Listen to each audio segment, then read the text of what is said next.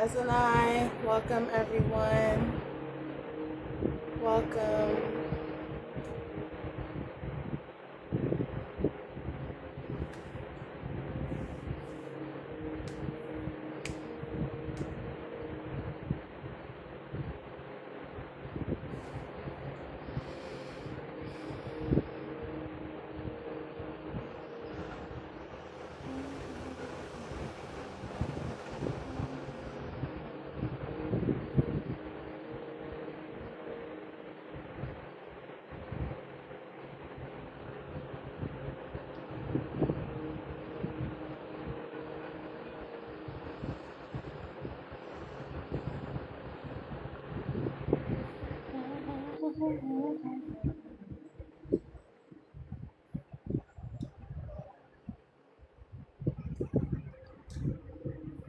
Good morning.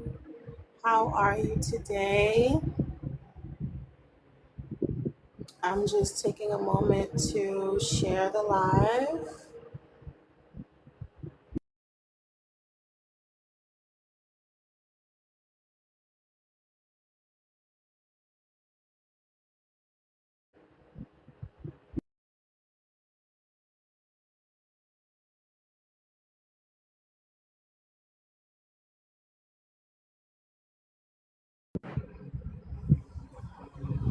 Take a moment to share the live for me. Thank you all so much. I truly appreciate it.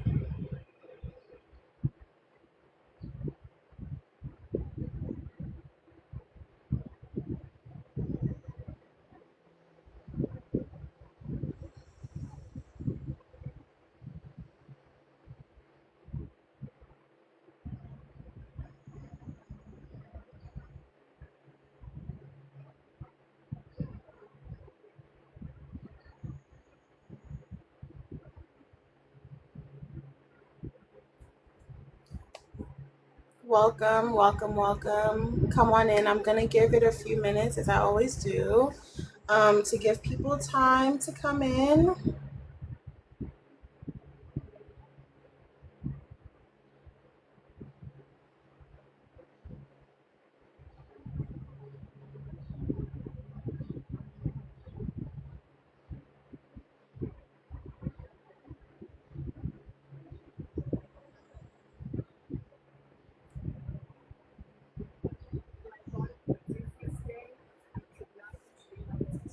I'm doing well. Thank you very much. I decided not to be in the sun today.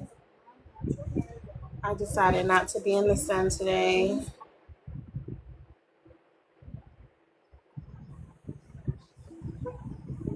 Fatal Pros, good to see you.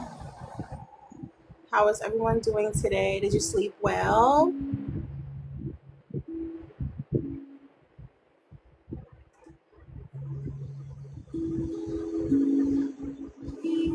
Good to see you. I'm glad that you're up this early.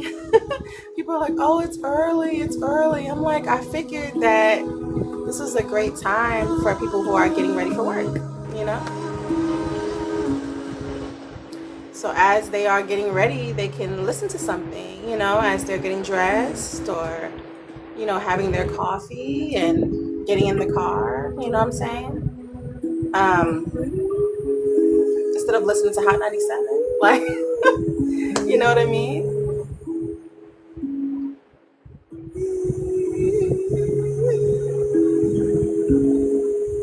Yes, I'm so glad you're here. Give my love to the wife.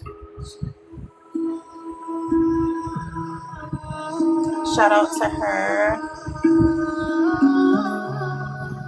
So I'm just giving it a few minutes for people to come in. We should begin in 3 minutes.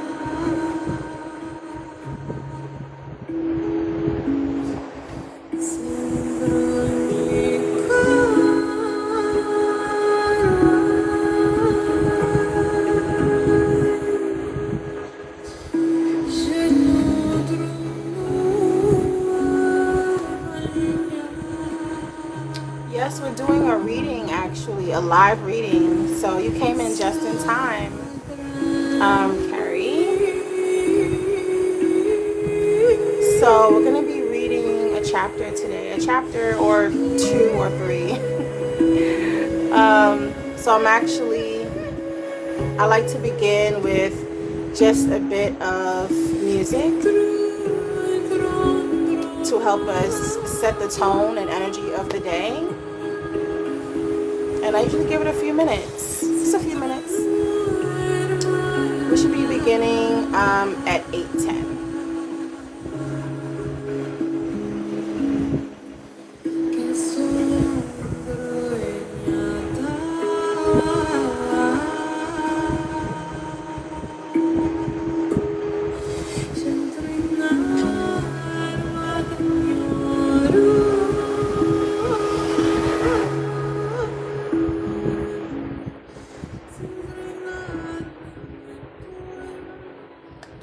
Peace and blessings. Thanks so much.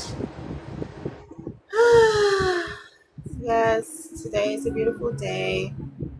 I slept well, and I'm glad to be here with you all. I'm glad to be doing this. I feel it's very imperative for us to expand our minds and start our day intentionally, making sure that what we take in the beginning of our day is something of substance. Something of substance. Yes, thank you so much.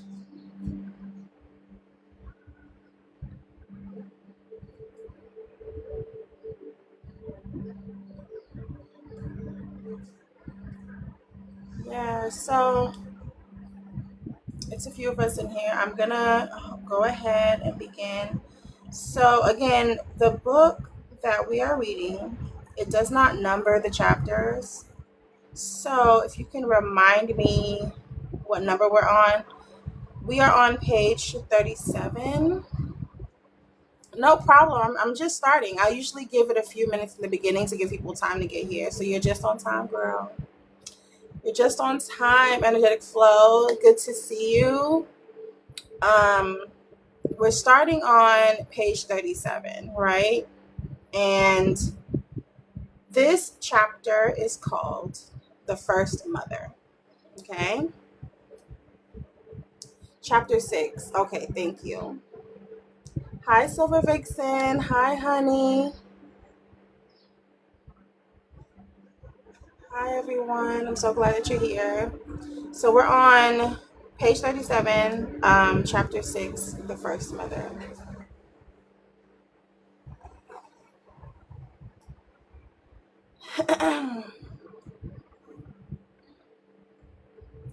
Biology is not destiny, but like the sea, it is a beginning.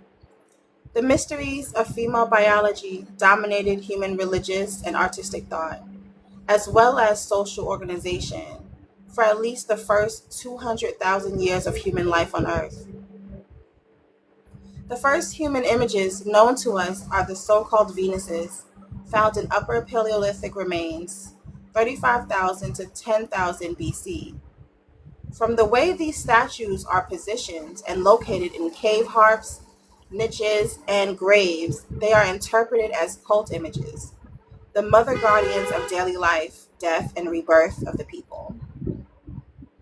These Venuses, carved from stone, bone, and ivory, and shaped from clay, are very fleshly, more or less stylized to represent pregnancy and abundance.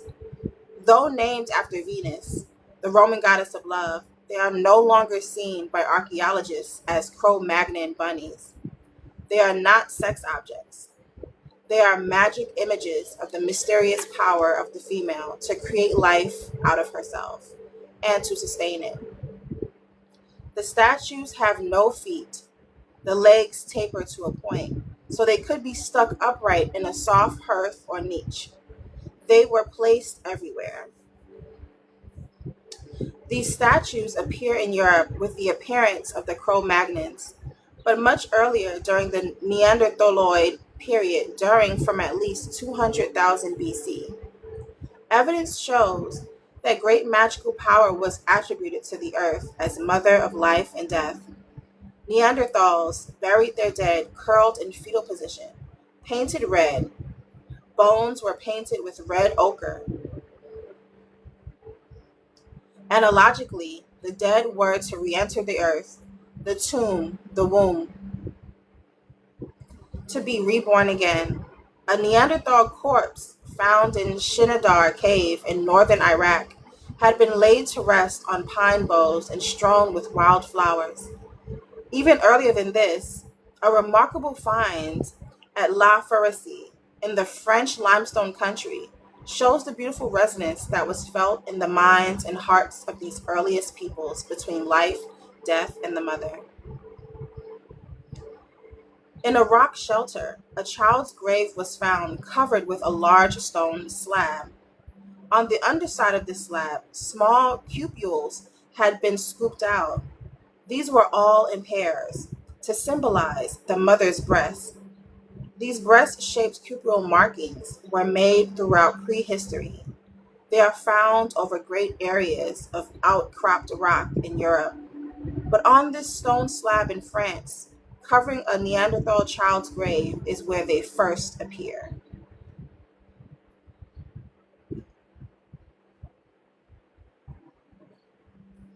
Marcia Eliade, the great student of Aboriginal religious symbolism and shamanism, speaks of a primary intuition of the earth as a religious form. The earth was seen by all primal people as the source of nourishment, protection, power, and the mystery of cyclic recurrence. Perhaps the first human analogy made was between the earth and the female, who performed the same functions on an individual level. Especially awesome was the woman's ability to bleed rhythmically with the moon's phases and her periodic swelling up and dramatic expulsion of a new being. Paintings of the mother giving birth with the expulsed child still connected to her via the umbilical cord are found throughout the Cro Magnon caves. Childbirth is a powerful drama and ritual. To imagine the enormous impact of pregnancy and childbirth on our human ancestors, we have to remember that Paleolithic people, like many Aboriginal people today, did not know the connection between intercourse and pregnancy. The male role might have been seen as opening the womb, but the pregnancy itself was seen as resulting from a magical intercourse between the mother and the spirit world. Or it was seen as a parthenogenic act, the woman as spontaneous and autonomous creator of life.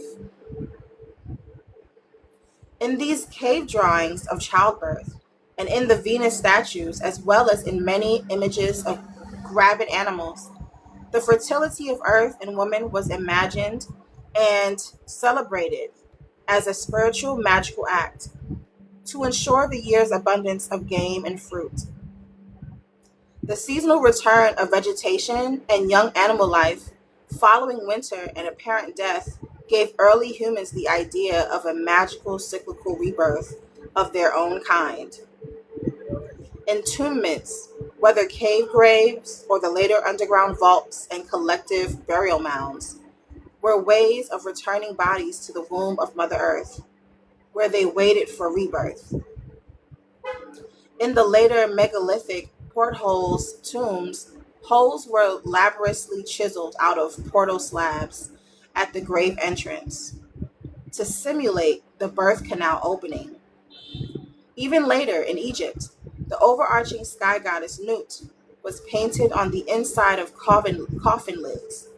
This is a lovely echo of that first stone slab placed over the Neanderthal grave, with the mother's breast protectively covering and nourishing the dead child as it waited to be reborn. Death is the powerful dramatic mystery equal to birth, and both are overarching and contained by the Great Mother. This concept of a female earth as the source of cyclic birth, life, death, and rebirth underlies all mythological and religious symbology. It is the source of all religious belief. It is important to grasp the time dimension involved. God was female for at least the first 200,000 years of human life on Earth. This is a conservative estimate. Wooden images of the Mother God were doubtless carved long before the stone Cro Magnon Venuses, but wood does not survive.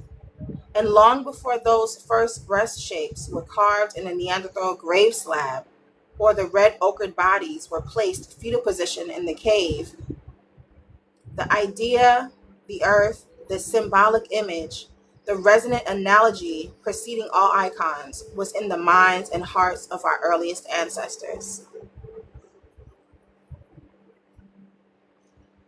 In the world's oldest creation myths, the female god creates the world out of her own body.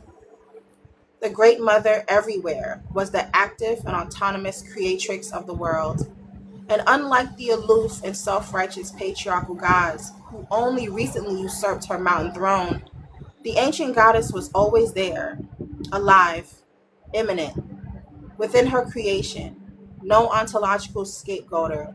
She was wholly responsible for both the pain and the good of life. Here is one of the oldest world creation myths from northwest India. At first, Kunjum Chantu, the earth, was like a human being. She had a head and arms and legs, and an enormous fat belly. The original human beings lived on the surface of her belly. One day, it occurred to Kajum Chantu that if she ever got up, the original human beings, if she ever got up and walked about, everyone would fall off and be killed. So she herself died of her own accord. Her head became the snow covered mountains. The bones of her back turned into smaller hills. Her chest was the valley where the Apa Tanis live. From her neck came the north country of the Najins. Her buttocks turned into the Assam plain. For just as the buttocks are full of fat, Assam has fat rich soil. Kajum Chantu's eyes became the sun and moon. From her mouth was born Kajum Popi, who sent the sun and moon to shine in the sky. Mount Everest in nearby Nepal was only recently affixed with the name of a 19th century British surveyor. In reality, this tallest breast of earth was always known by the native people who lived with her as Chomo Lungma, Mother Mountain of the Universe.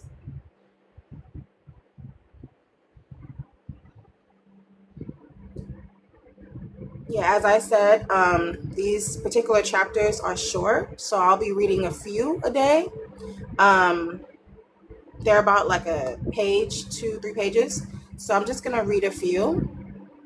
The next one is called The Organic Religion of Early Women. Thank you. The Organic Religion of Early Women.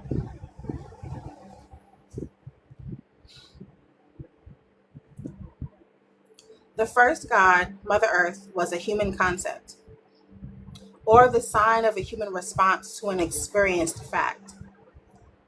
The first arts and religions, the first crafts and social patterns, were designed in recognition and celebration of her. But what were real human females feeling and thinking? We can only see the attributes of the great goddess as the projections of women's experiences of themselves. As we read the powerful magic signs of the Great Mother's celebration, we can read these first women's powerful discoveries and celebrations of themselves.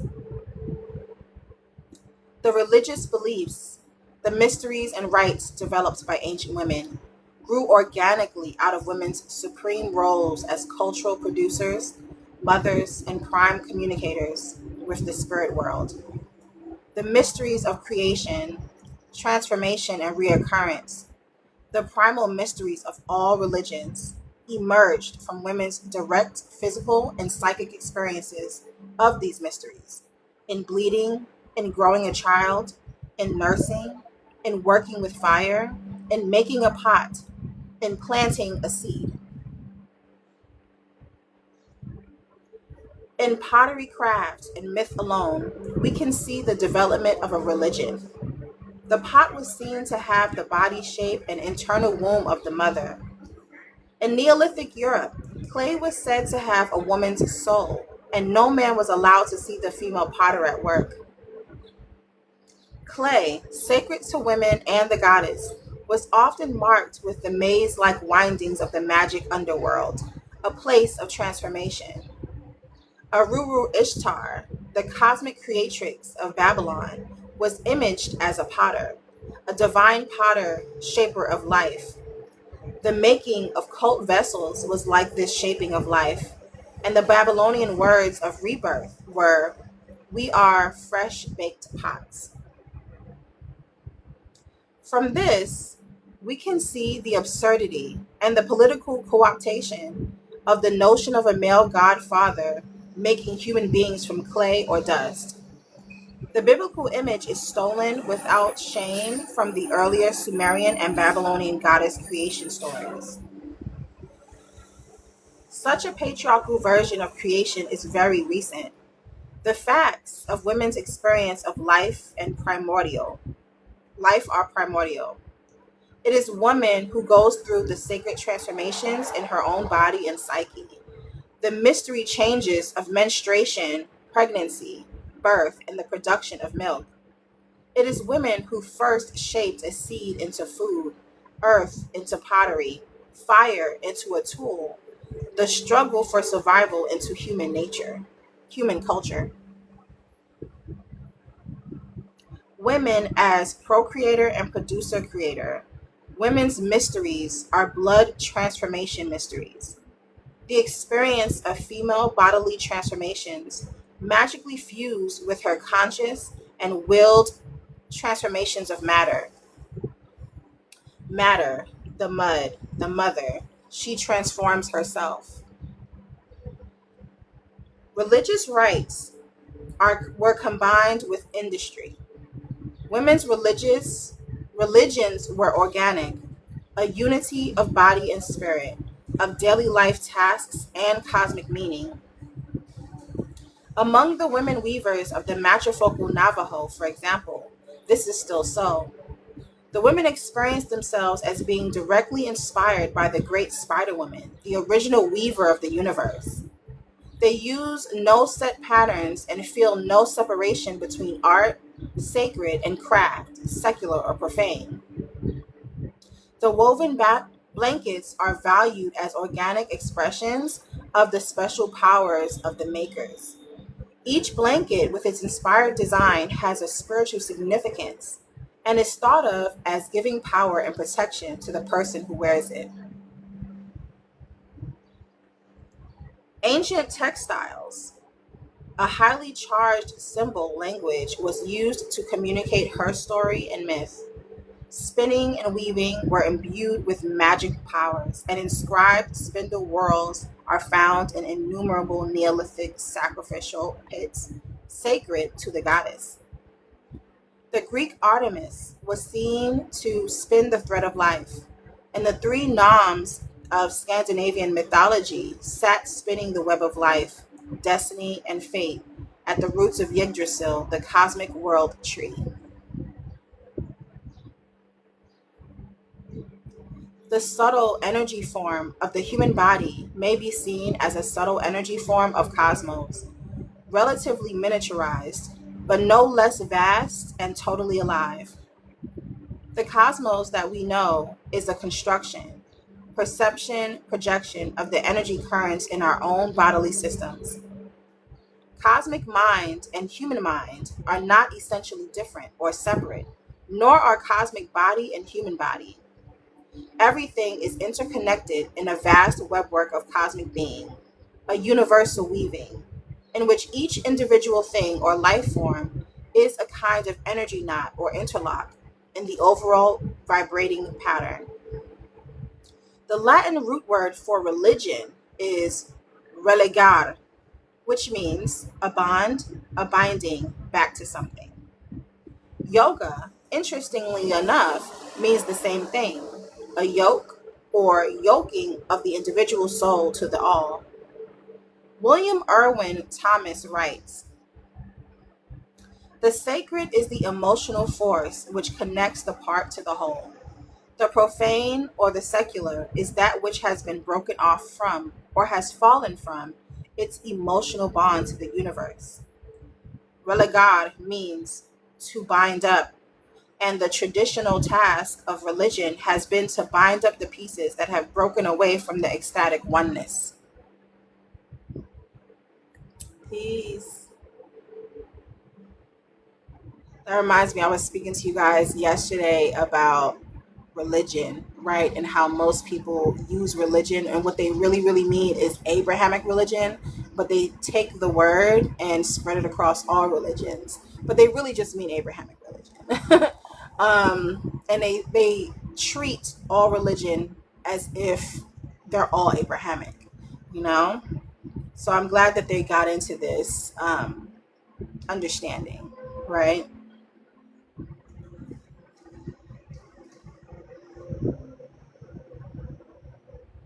True religion is the original umbilical cord that binds our individual selves back to our larger universal source. That source in women's religion is the Great Mother, who is the great cosmic weaver, the divine potter, the carrier of the heavenly water jar. We participate in her substance, her nature, her processes, her play, and her work. In her are both the lower regions of the tomb, the world of the dead, and the upper regions of the celestial sky, whose stars are her eyes.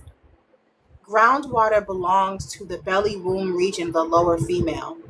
The heavenly rainwater belongs to the great breast region of the upper female. As divine water jar, she is mistress of the upper waters, the rain, and of the lower waters, the brooks, springs, and rivers flowing from the womb of the earth. The Egyptian sky and water jar goddess Nut nourishes the earth with her milky rain. In fact, our word galaxy comes from the Greek galaxius, meaning milky circle. And the Milky Way describes the thick white stream of stars pouring from her breast. As uterus, she is a vessel that breaks with childbirth, pouring forth water like a wellspring. These are all symbols of creative life and of ecstatic participation in it. The self representation of the goddess is a form of divine epiphany, and the parts of her body are not understood literally as physical organs, but as numinous centers of whole spheres of life. Her navel is the center of the earth, of us, from which the universe is nourished by our conscious participation as we are nourished by it. Such symbolism expresses the non dualistic poetic mind of ancient women, who could experience their bodies as whole worlds or universes, and the universe as their own body. Ecstasy is the dance of the individual with the all. Ecstasis means standing outside oneself, and so canceling out the conditioned mind. All life was experienced as partaking of a material spiritual wholeness that was her. In this magic unity, ecstasy and responsibility, i.e., responsiveness, were one. And so the earliest communications with her of her essence were ecstatic women, shamans, and seers. In their trance states, they were responsible for keeping the energy channels open and flowing between each individual, the group, and the cosmic source. They healed, balanced, and translated the life forces from one energy manifestation to another. It is significant that to this day, within almost all the patriarchal world religions, women's robes are still the official priestly garb, and male priests function as a kind of male mother to the believers. Among the Siberian tribes, male shamans have always worn ornamental and symbolic breasts on their robes. When civilized men become the moralistic priests of the new Father God, Women and pagans of both sexes remain the shamans, the witches of the ecstatic mother. The reality implicit in the universe, in each one of us, in the self at the heart of being, is her way. It is very ancient and has no time. My me is God, nor do I know myself save in her. Ecstasy is the only way through which the soul can lose itself in union with her. Some male mystics have also understood this. Martin Buber describes prenatal life as the original state of ecstatic consciousness within a sexual spiritual universe, a flowing toward each other, a bodily reciprocity. The mother's womb is a condensed experience of the cosmos. At birth, we forget this undivided world, but we never forget completely. The memory lingers as a secret image of a wish, a desire for total reintegration. And this is the real meaning of the human longing to return to the womb. It is not at all a sign of pathology or inadequacy, not a backward craving, but an urge to expand, to reestablish the cosmic connection. Contemporary researchers have found neurological connections between the religious or trance experience and female sexuality. In women's brains, there are unique neural links between the forebrain and the cerebellum, which allows sensations of physical pleasure to be directly integrated into the neocortex or high brain center. This explains why some women experience orgasms so intense that they enter religious trance or altered states of consciousness. And this ecstatic female orgasmic experience, in which the physical and the spiritual are fused and realized as one, is at the core of all mystical experience. This is why, in the original religion of the Great Mother, body and mind and spirit are always integrated. Because human male brains do not seem to have these neurological connections, just as human male sexuality has not evolved radically beyond primate sexuality. While human females, through the shift from estrus to menstrual cycles, have evolved a non reproductive sexual capacity that functions primarily for affectional bonding. The researchers conclude that it is women who must take the lead in further human evolution toward the integration of the conscious and the unconscious mind and to a more profound understanding of the spiritual nature of the species.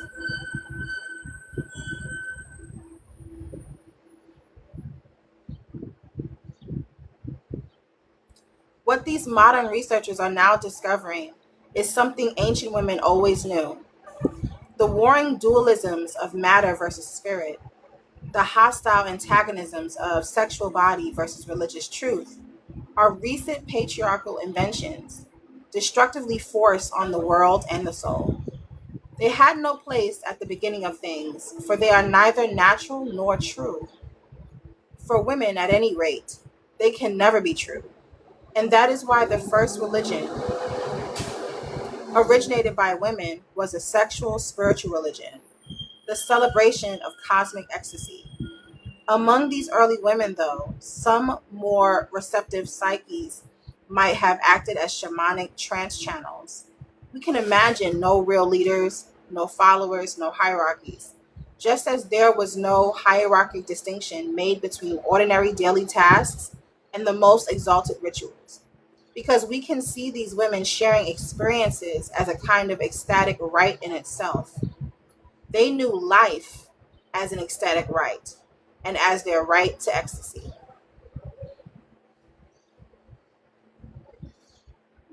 Yes, yes, very much so. I'm so glad they said that.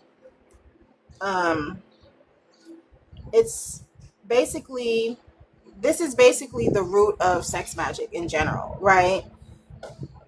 It works when we are utilizing our energy, our kundalini energy, we're using it correctly to create realities. Like people use it obviously to, create a child, but that is a physical creation. Um, Once we know our power and we can use it appropriately, we can, allow that sleeping serpent to rise up to our third eye, right? And as we do that, that's when we birth realities. That's how you manifest for real, right? So it takes, conscious partners to be able to do this. You know what I'm saying? So I'm glad that we went into this because it shows you that the suppression of our sensuality was intentional because it takes away our power. We have no longer been sexual beings and it takes away our power. So therefore we are shameful all the time. We don't have a voice. Our throat chakra is blocked. So now we can't speak for ourselves. We can't stand up for what we believe in. We can't service the earth if we are so ashamed of who we are. Like, you know what I mean? We are basically incapacitated because we have uh, been indoctrinated. You know what I'm saying? We've been indoctrinated to go against our natural being.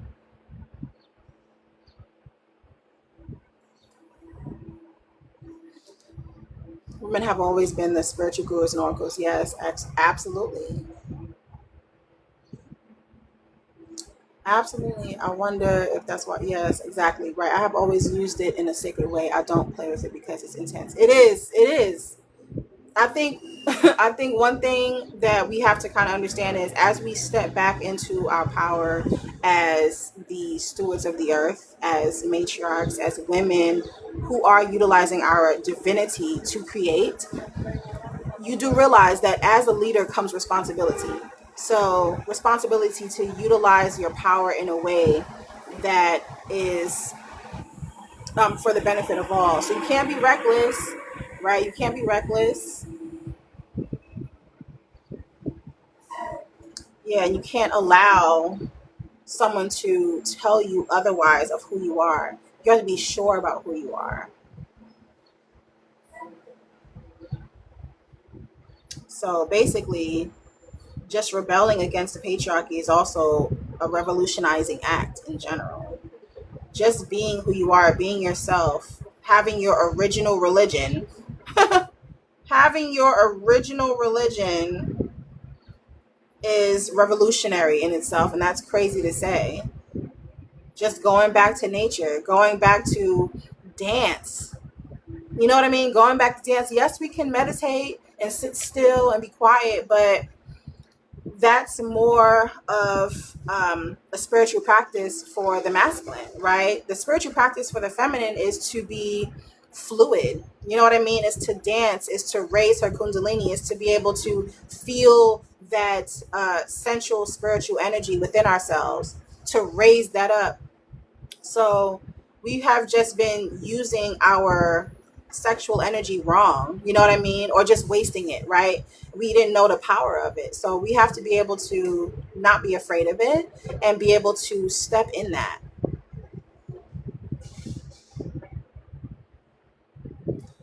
You're welcome.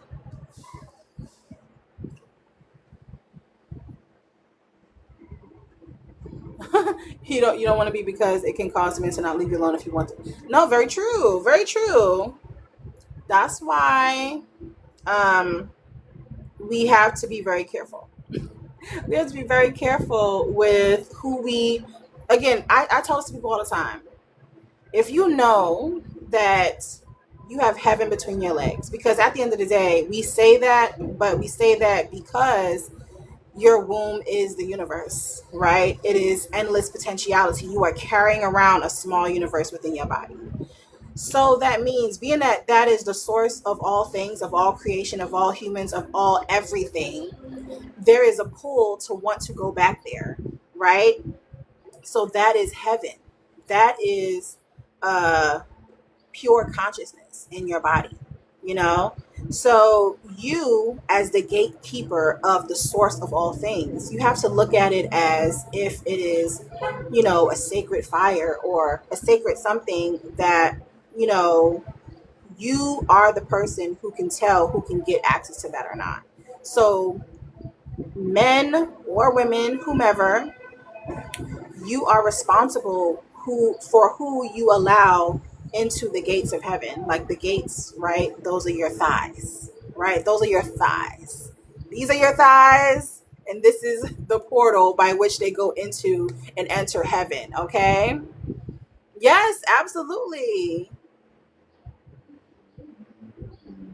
The vaginal canal is that divine hallway, that divine staircase that they've been talking about. Yes, that's how you get to heaven.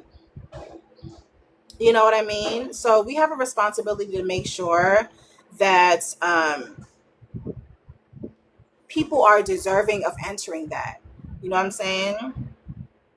There's so much that I want to share with you guys, because this is why I believe in discipleship and men being disciples of the goddess, them being your student and being of support to you so that you can be in service to the planet. They're supposed to be of support to you. They're supposed to learn from you. Men are not supposed to be spiritual leaders. I just want to say that now. Men are not supposed to be spiritual leaders because they don't have the divine portal within themselves. They don't have that. So they're disqualified by biological fact. As the second emergence of creation, you are not supposed to be heading anyone or leading them to source consciousness because you don't have the connection to it. So, women, you have a divine responsibility. With divine power comes divine responsibility. So, just use it wisely. Use it wisely. Yes, titanium, absolutely. So, I guess I'll do another one because these are short. So I'll do another. So this is what, chapter 8. Yes. Hi, Callie, you're here, and you're here on time. That's right, girl. um we just did 2 small chapters. I'm gonna do another one, so I'm gonna continue to read. Right? Yes, chapter 8. Thank you so much, Doug. Um, chapter 8 is called Female Cosmology: The Creation of the Universe.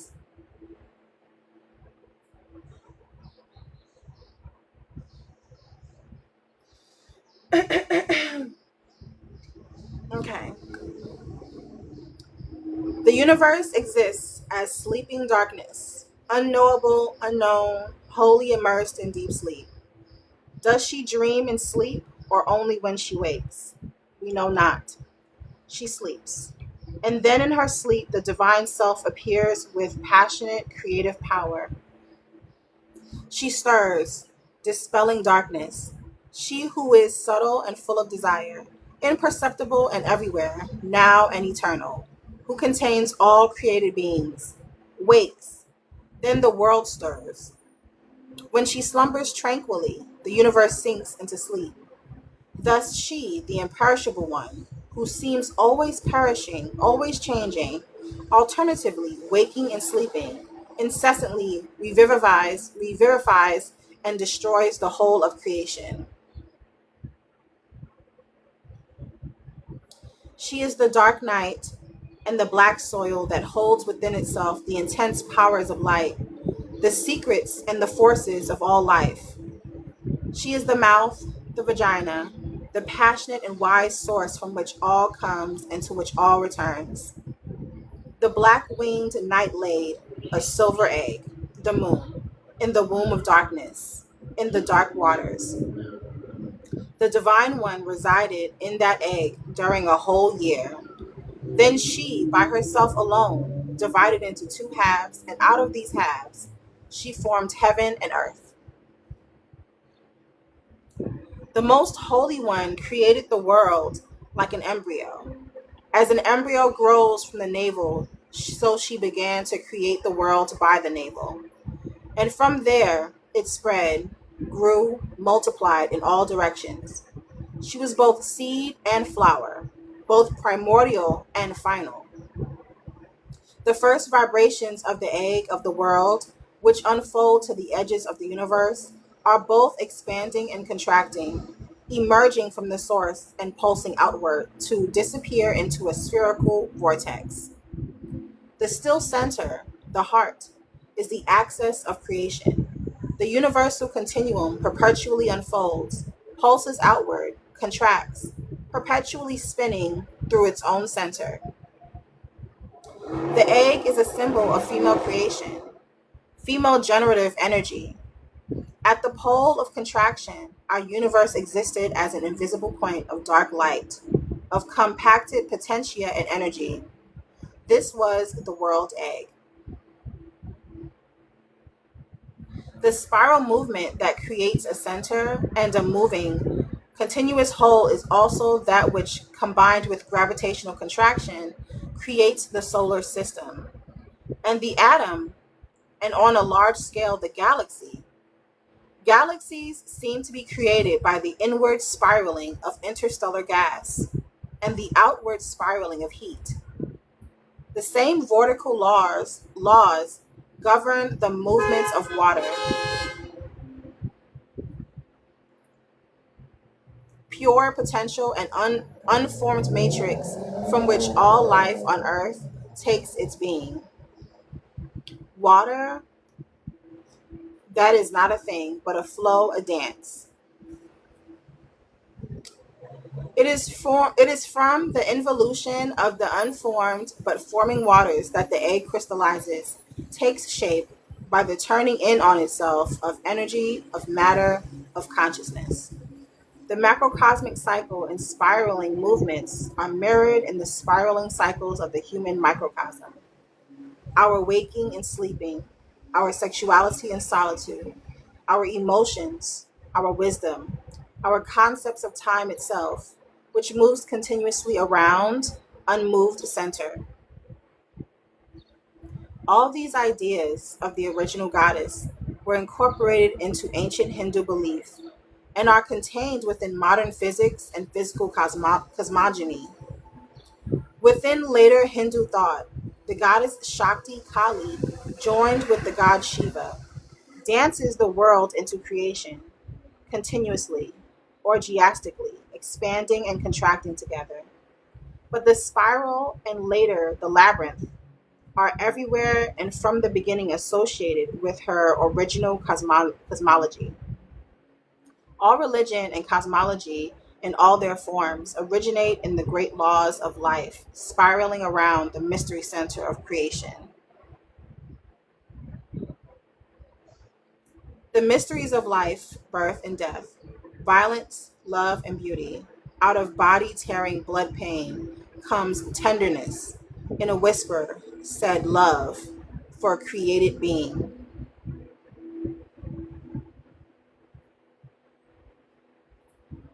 In later Hindu mysticism, the egg is identified as male generative energy. Whenever you come upon something like this, stop and ponder. If it is absurdly inorganic, male gods brooding on waters or laying eggs, then you know you are in the presence of an original goddess cosmology stolen and displaced by later patriarchal scribes.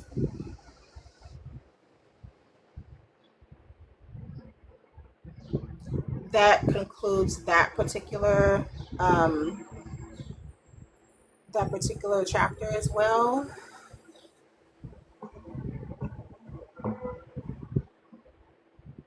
The next one is called the Cosmic Serpent.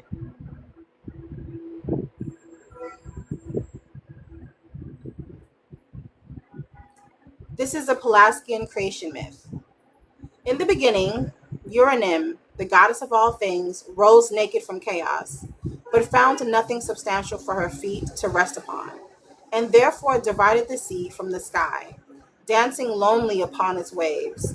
She danced toward the south, and the wind, set in motion behind her, seemed as something new and apart with which to begin the work of creation. Wheeling about, she caught hold of this north wind, rubbed it between her hands, and behold, the great serpent Ophion. Uranim danced to warm herself, wildly and more wildly, until Ophion, grown lustful, coiled about those divine limbs and was moved to couple with her. So she was with child.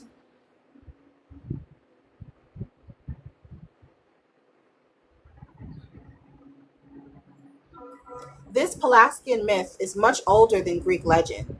Still, it comes from the transition period when the Great Mother is no longer believed to give birth parthenogenically. There is now a perception of the male part in conception. In this myth, Yonism is fertilized by the north wind. The wind is the subtle body of the serpent, its movements through the air.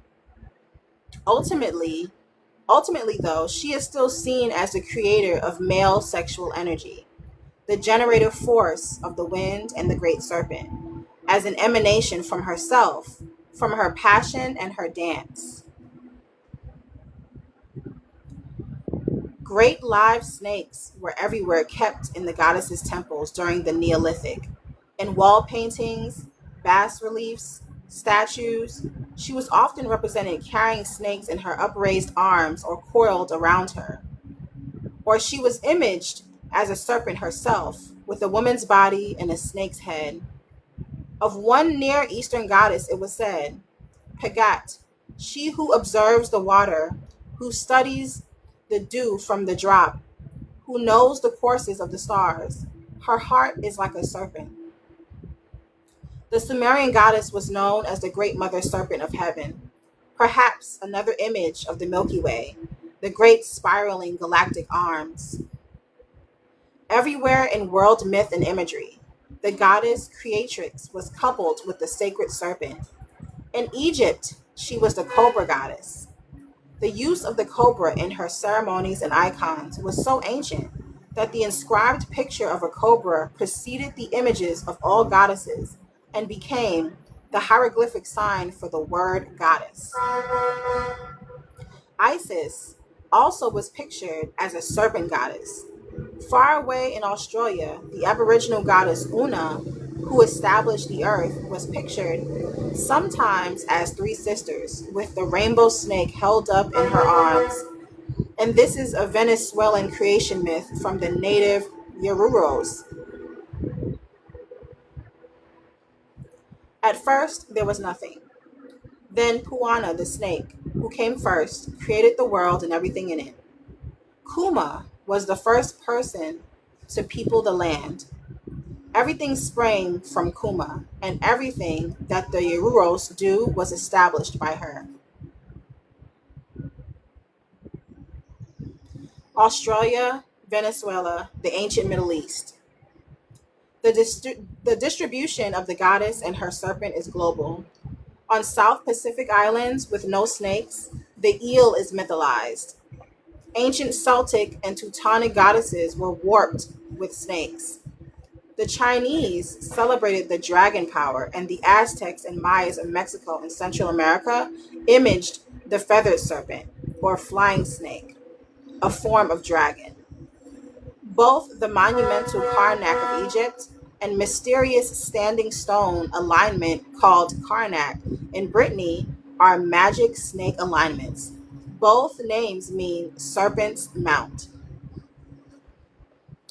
When we see this worldwide occurrence of the goddess and her serpent, and then recall the ancient African black goddess, the black witch, imaged with a snake in her belly, we can see the profound power as well as universality of this cosmological symbol, its range of endurance in the human mind, and we begin to see why the upstart patriarchal religions base themselves on the utter destruction of the goddess serpent, pictured by the Babylonians as primeval chaos.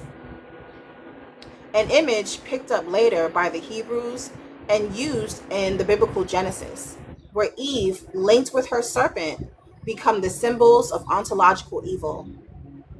Among patriarchal Hebrews, the serpent was portrayed as Samuel, the brother of the evil first woman, Lilith. When Old Testament reformers like Hezekiah went around destroying brazen serpents, cult images made of brass, as pagan abominations, What they were really doing was attacking the primordial goddess religion, followed by all their neighbors. The Hebrew patriarchs tried to destroy the world's original, most widespread, and enduring religion by branding it as evil, and by portraying the mother goddess and her magic snake lover as the source, not of all life, but of all wickedness, hated and condemned by their new tribal god Yahweh. To the degree that they were historically successful in this attempt, Western biblicized peoples have lost their original concept and memory of what the goddess and her serpent really meant to all people in all time. The snake was first of all a symbol of eternal life, like the moon. Since each time it shed its skin, it seemed reborn. It represented cosmic continuity within natural change, spiritual continuity within the changes of material life, gliding as it does in and out of holes and caverns in the earth. The serpent also symbolized the underground, abode of the dead who wait for rebirth. Its undulations symbolized the serpentine earth currents of the underground waters. The serpent path on earth was the terrestrial energy flow. The serpent path in the sky was the winding spray of stars in the galactic spiral arm, or Milky Way. This connection between snakes and birds is evolutionary. The bird species evolved directly out of the reptile species, the shining scales becoming feathers. Some snakes are born alive, but reptiles generally, and many snakes lay eggs, as birds do. And the egg belongs to the goddess. The formation of the world and of life itself took its beginnings from a double egg, the chromosome and its polar body, in the midst of which a germ resided, the life embryo. Some of the most ancient Paleolithic engraved and sculpted goddess images show her as a divine water bird with a long, snaky phallic neck and bearing the cosmic double egg in her protruding buttocks, so expressing, in the Upper Stone Age, a non physical reality through these material symbols of becoming. The mystery of early life has its origins in water, in oceans, deep lakes and shallow ponds, grottos, streams, and rivers, in the sea like pulse and taste of blood. Before a child is born, water flows out of the ruptured womb ocean within the mother. The very ancient bird, clawed and horned goddess, was born in the womb of the mythical waters. The cosmic egg was created by the cosmic horned lunar snake, or laid by a mythic water bird. Both bird and snake, vehicles of an energy which has its source, both evolutionary and magical, in terrestrial water. She is one, she is two, mistress of waters and of sky and air. In Egypt and Babylon, in Crete, India, and ancient Europe, it was believed that her abode is beyond the upper waters, beyond the meandrous labyrinths. She was ruler over the waters on earth, in the skies, and beyond the clouds, where the primordial waters flow.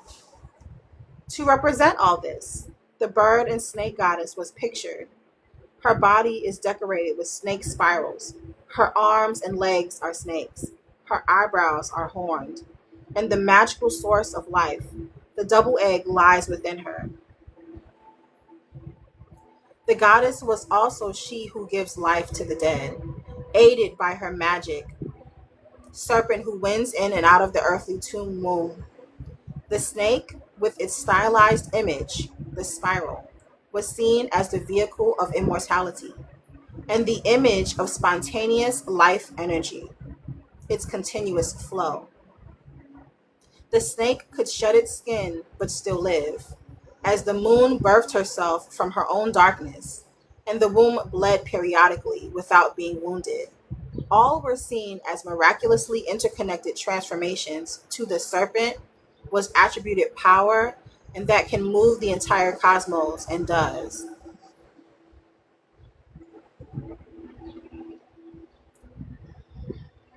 The cosmic snake winds over and around the cosmic egg like a continuous flow of water of energy. The beginning of life within the egg is caused by the orbiting of two snakes within it, either interaction causing and sustaining a tension field which becomes form.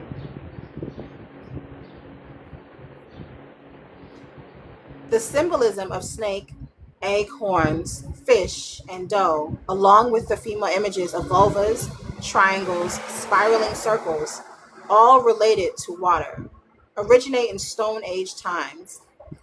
Egg shaped sculptures with the vulva engraved on them have been dated from circa 6000 BC. The horned rams and bulls of Neolithic ritual were sacrificed to the ancient bird and snake goddess.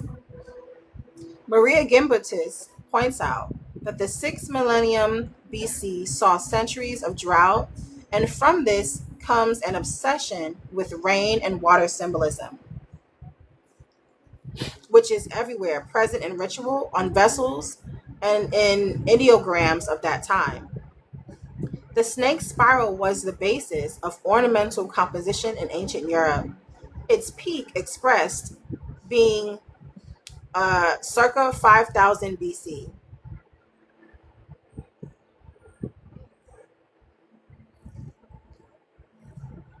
So we have here some extremely ancient mysterious connections or psychic resonances involving snakes, spirals, waters and the tides, menstrual periods, the moon, the dead, oracular powers, psychic healing, bisexuality, the magnetic earth current, the womb, the stars, immortality and ever renewed life. In Africa, snakes issuing from the nostrils indicated clairvoyant powers, doubtless related to the third eye, the pineal gland behind the nose, and the snake hair of Medusa, and the same significance. One legendary historic Medusa was an Amazonian queen in the region of present day Morocco, Algeria, North Africa. According to Merlin Stone, snake venom injected into people who have previously been immunized against it has highly hallucinogenic qualities. Some venom is chemically similar to mescaline, peyote, or the psilocybin of mushrooms. Reported effects were clairvoyance, extraordinary mental powers, enhanced creativity, prophetic visions, and illumination about the primal processes of existence.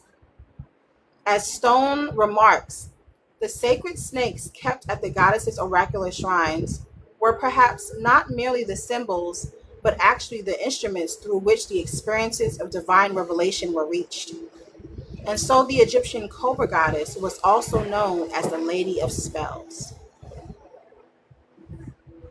We can be sure the ancient women shamans worldwide were aware of this property of snake venom, and that this was one of the recognized meanings of the snake symbols and images inscribed everywhere. Rudolf Steiner, founder of anthroposophy, okay, founder of anthroposophy, spoke in the innate clairvoyant power of ancient humanity, a power lost by modern man, who is now unaware of his primordial connection with universal life and its magic energies. Reduced to a mere mechanism, a physical reporting apparatus, he lives in a void of utter loneliness and alienation. For it is precisely the astral lunar region, the psychic world of supersensual perception, called the occultus, the astral serpent, which patriarchy tells us to destroy, to overcome in the name of an abstract, static, asexual, hypernational, and mechanistic system. Finally, the snake came to symbolize the phallus, male sexual energy, which was understood to be originally contained inside the goddess, born from her and returning to her again. When at the end of each world cycle, expansion, contraction, she curls up in dark sleep. Though Upper Paleolithic images of copulation between women and men occur, icons and myths of the Great Mother do not show her actually mated with a human son lover until Middle Neolithic times, circa 5500 BC.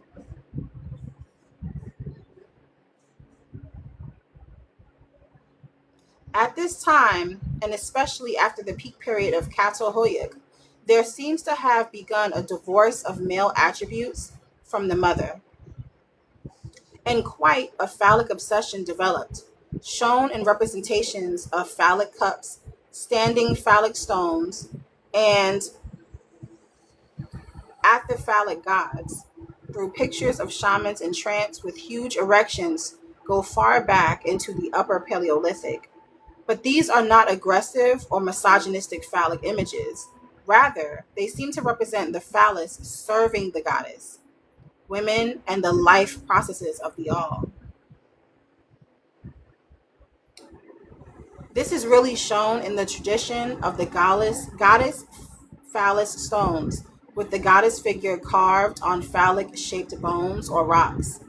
This phallic form of the goddess is found continuously from the Paleolithic through the Neolithic and into the Proto Urban period in Mesopotamia.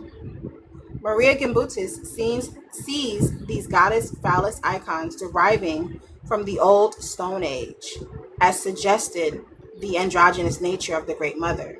This is so.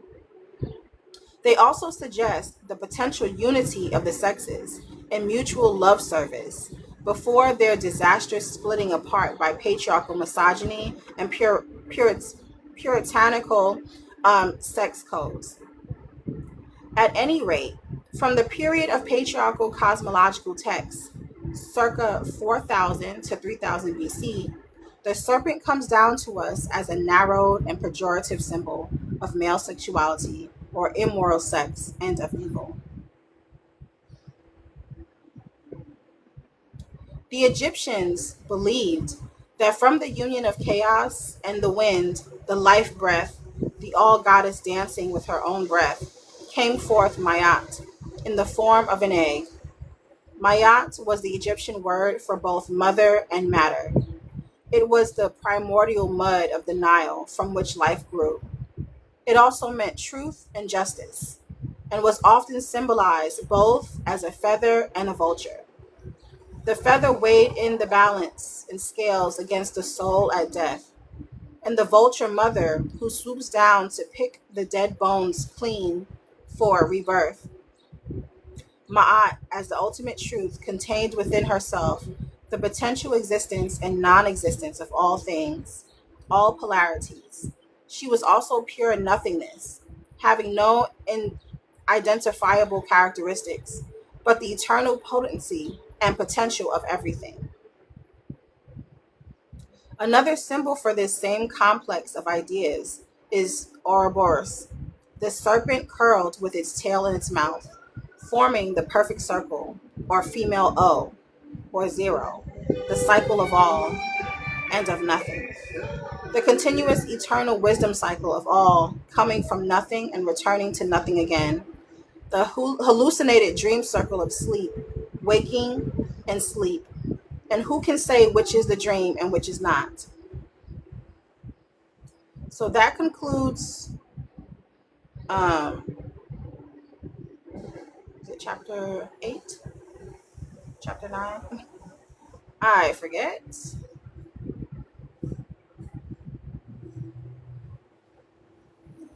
That concludes the last chapter, which is called The Cosmic Serpent.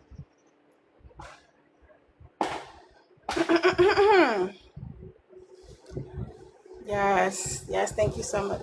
Hi, Isis. How are you? I haven't seen you in a long time, girl. As an eye out there. Good to see you.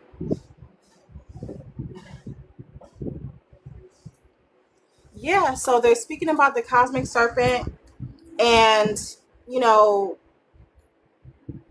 the origins of, again, the cosmic serpent coming out of her, right? And then her being able to dance, and then lust now appears, and now she impregnates herself. They're speaking about parthenogenesis, right? And the serpent itself is that sexual energy that rises within us as we enter a trance like state. You know what I mean? So, one of the great spiritual practices that I love is being able to dance. Um, and I think it's very, very important or interesting that we end up reading these chapters um, today, because today is Venus Day. So today is the day of the goddess, right? So, one thing that we practice in Yonism is celebrating the feminine energy every single Friday. So, every single Friday, you should be dancing. Like, you can definitely sit still and meditate every other day. But when it comes to Friday, you are supposed to be in your most sensual and alive and, trance like state to be able to experience pleasure on this day, because pleasure is a part of the goddess religion, right? It is a stark contrast to Abrahamic religions, which tell you not to have pleasure, right? But pleasure is fundamentally a gift to us. It is a blessing from our mother, because from pleasure is what we birth things, right? So, yeah, we have to be able to dance today. Put on some music. That is our spiritual practice. Put on some music, dance, shake those hips. Like, the life that we have lived has really stifled our being. You know what I mean? The reason why we have so much trauma in our hips is because we don't move them suckers. We're not, first of all, this is why I started the process or the practice of trying to go back to switching when I walk, allowing my hips to create a figure eight. That's how you're supposed to walk as a woman, right? As a goddess, you're supposed to walk with a figure eight in your hips. You're supposed to switch your hips, switch. You know what I mean? But as children, because so many men are predatory and we don't want to be seen as grown or fast, we have been taught to not switch and just walk straight, right? So that's why we have so much problems. That's why I have back problems now. You know what I mean? My back hurts all the time. And it's because I'm not fluid. So basically, your joints are not, you have to be able to, that's why we do mobility exercises. You know what I mean? To be able to, you don't think you even remember how to switch? You do, you do. Yes, that was chapter 9. Thank you. I feel like dance allows the breath chi to come into the body in a unique way. Yes, absolutely. Remember, when we understand the laws of rhythm, rhythmic breathing, inhale, exhale, and doing it in a fashion of different rates of speed. So either we're doing it fast, slow, to the beat. That is spiritual ecstasy. That is the process of you practicing breath work. You know what I mean? Like, I think that we add labels and call things all these different names, but we've always done breath work. You know what I mean? We've always done these things. So, yes, movement is like a natural way towards alter consciousness. Absolutely. Absolutely. We was taught to be restricted. Yes, absolutely.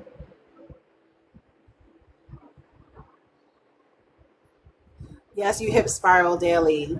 Do you do it naturally as you walk? Because remember, one thing that they did say too, because I think it was important that they mentioned that when it comes to the goddess religion, it is everyday life.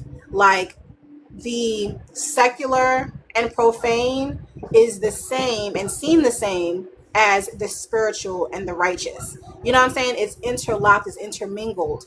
And this is in one of my initiation classes, we went over what is good, what is evil. We went over, what is proper, what is improper. Um, should we be modest? Should we not be modest? We went over all these things. And as you come to understand more about our ancient knowing, you realize that there's no such thing as good or evil. There's no such thing as good or bad. You know what I mean? Everything is in relation to one another. It's a dance, just like the yin and the yang, right? In the yin and the yang, you have the white inside of the darkness. That is the masculine within the feminine, right? And then you have the darkness within the light, which is the feminine within the masculine. So, and if you ever watch that spin, if you ever watched a yin yang symbol spin, it looks and appears as if it's dancing like this. You know what I'm saying? So, again, the way in which we live our lives should be every movement that we make, every form of speech, every word that we say should be in relation to our spirituality. It should be in relation to our spirituality. So everything that I do is a spiritual practice. And when you see everything in the world as divine, as in people are divine, animals, the earth, the air that we breathe, the light that shines on us, when you see everything as divine, then that means everything is a ritual, right? Everything is a ritual. So that means even as you're washing dishes, that is a ritual. I think we have come from a space where there's been a separation from living life and then separating spiritual practice outside of living life. But living life is a spiritual practice because you are essentially within the mother. You're in her womb. You are an expression of her. You're a projection of her mind, right? So that means everything you do is sacred. Everything that you do is sacred. Everything that you do is alchemical. You understand what I'm saying? Hi, Angel. Did not know you was in here. Um, when are you having class again? Oh, no, I do the book club every day, but initiation class is weekly. But you have to sign up for initiation for that because those are private classes. Those are private classes. Right, I consciously do, but I would love to embody it automatically. Right. No, it's a practice that we have to come into because at the end of the day, we're all grown. That means that we grew up in a state of like the opposite of who we're supposed to be. So that means it's going to take time to get back to who we actually are. Um, it's going to be an ongoing practice for you to naturally walk with a switch or naturally see everyday life as ritualistic and treat everything as sacred. It's going to take time to get back into the molds, but we have help because we have our inner knowing, right? Our inner knowing is what's reminding us of this thing, which is why when we hear it, it just resonates because truth has a frequency and truth resonates. Yes. Yes, you love this book. We read every single day, 8 o'clock Eastern. So you can come in and be able to kind of read with us or listen to the reading. I agree. However, this has been the hardest part to do consistently for me. No, no, I understand completely. Um, I think that we have to be intentional about the lives that we are living. We have to set it up so that we can be in this ritualistic state every day. We have to, and I think I do understand the difficulty of it because I went to Bali for about 3 months and I actually lived in ritual every single day. And I can't tell you how just aligned it felt, right? How I felt happiness. You know what I mean? Like pure happiness. Like not because anything happened or because someone got me something or because I did something or like, you know what I mean? Like I woke up that way, you know? I woke up that way. And of course, there's so many factors that go into things like environment plays a part on your psychology, of course. Um, but I was able to slow down. I think that's a big part of it is slowing down, not pushing ourselves because the masculine teaches us to push beyond our boundaries. It teaches us to conquer our bodies, to conquer the world. So when we decide to get out of this state of conquering, right, and being able to experience reality, so slowing down, you know what I mean? Stop, first of all, getting rid of time in the first place. I ain't gonna lie to you.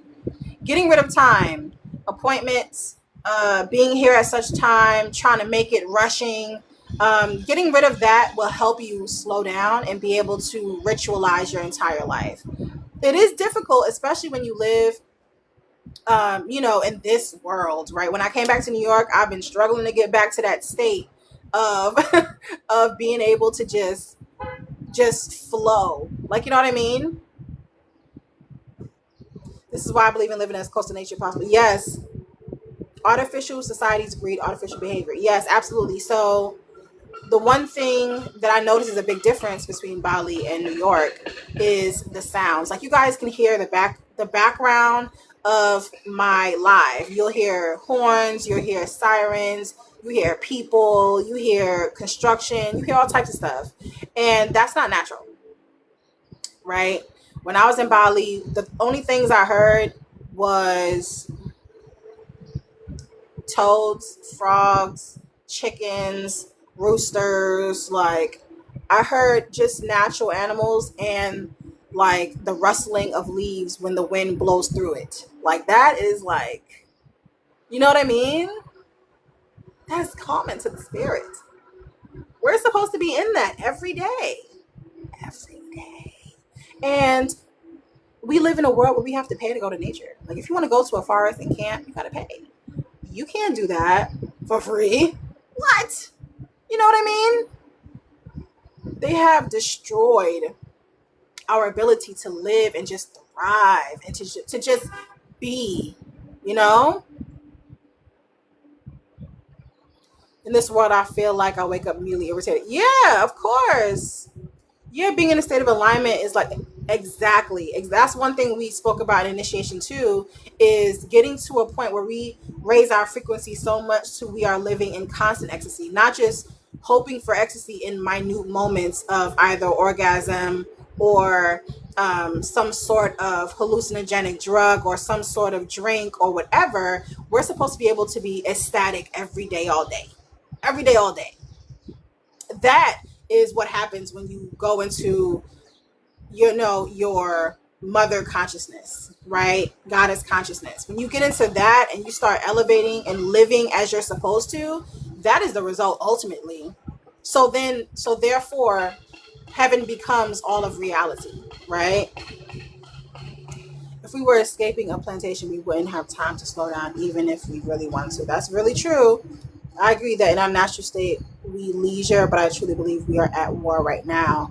Yeah, right now. So that's why right now is important that we do the work to get back to our natural state. That's where we are now. We have to do so much to rewrite reality, right? Because reality has been made masculinized. It has been a lot of separation. It has been whatever you're supposed to be, we labeled it as evil and wicked and destructive. So we made you the complete opposite of that. So we have just been, destroying ourselves essentially. Living outside of our natural way is essentially self-destruction. And we see it with how the earth is impacted, how we have polluted oceans, how we have, burned down trees. We are killing our own, you know what I mean?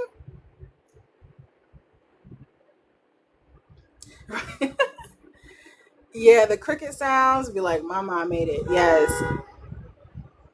Crazy we're paying for what's natural. Absolutely. Exactly. And as matriarchs, we've been charged with correcting that imbalance. Absolutely.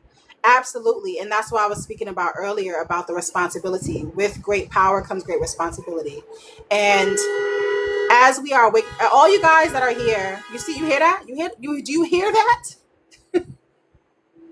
This is why behind my reading, I'm playing some Hertz music. This is 40 hertz gamma for deep focus and fewer distractions. So this is for overstimulation. I get overstimulated very easy. So I'm playing 40 hertz music to kind of keep me calm because I get irritated. I ain't gonna lie to you. I get a little irritated. Okay. But what was I saying before the horns got on my nerves? Um, I forgot. So what was I saying? Oh yes, matriarchs, we've been charged with correcting that imbalance. Yes, so here, everybody who is here in this live, you are on the right path, right? You are a part of the transition of human civilization because human civilization is making a shift, right? And first of all, the mother is waking people up all over the place. She's doing it through the moon. A lot of the every time we have a blood moon, that is like a pulse being sent out to awaken and jar people up. Some people wake up in levels, like you wake up in levels, right? But as you come to these spaces, you'll start to see these spaces come up in different places where they're talking about goddess consciousness, where they're talking about matriarchy, where they're talking about changing and dismantling patriarchy. That is evidence that the frequency is shifting and people are awakening, right? So we are right now in the precipice of entering or it's reestablishing the mother religion, the mother culture on planet Earth, right? So you being here is actually divine alignment. That means you guys are the first to rise up. That means you guys are going to be the ones that help usher in the golden age of, matriarchy, of the goddess reality, right? So I'm so proud of you. I'm so proud of you. So as you continue to, uh, awaken, it starts with yourself. It starts with yourself, and then you reverberate a vibration around you. So then you become responsible for what you take in. You become responsible for the people that you surround yourself with, what media you take in, what you're listening to, and also the environment that you're in. So going to nature as much as possible is the best that we can do. Sitting in the sun is the best that we can do. Grounding our feet in the earth is the best that we can do to maintain our frequency, to be able to ensure that we are creating the reality that is conducive to everyone around us, right? So, it's important. Glad to answer the mother's call. Yes, absolutely. Absolutely. So, it starts with us and then from us and from your awakening. Once you step into that role of matriarch, just as Angel said, you now are being called to now be of service to the planet. Now you have to step into the mission of ushering people into the higher consciousness, right? So now you have to continue. You have to be able to help this ushering in. Um, the mother is doing her part with these different things. She's getting rid of people. I ain't gonna lie to you, so I'm happy about that. She's getting rid of people with the tornadoes, with the hurricanes, with the different things, right? So Now it's up to us to make sure that those who are able to hold the frequency can. Yes, it's getting hot. It's getting hot here too. So people who can't stand the sun, mm, I shudder to think what may happen.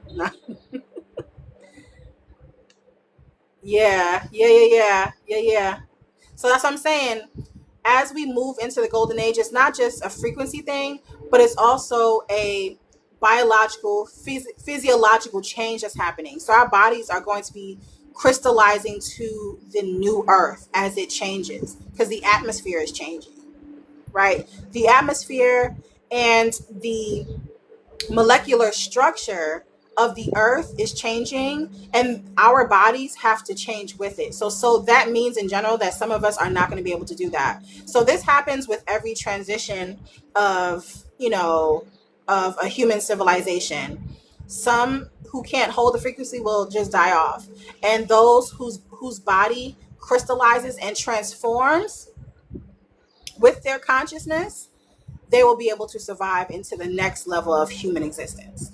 So this is just the transition that naturally happens. And I spoke about this in one of my classes a few years ago, about the different ages, right? The different ages and the different people that encompass the planet during those ages.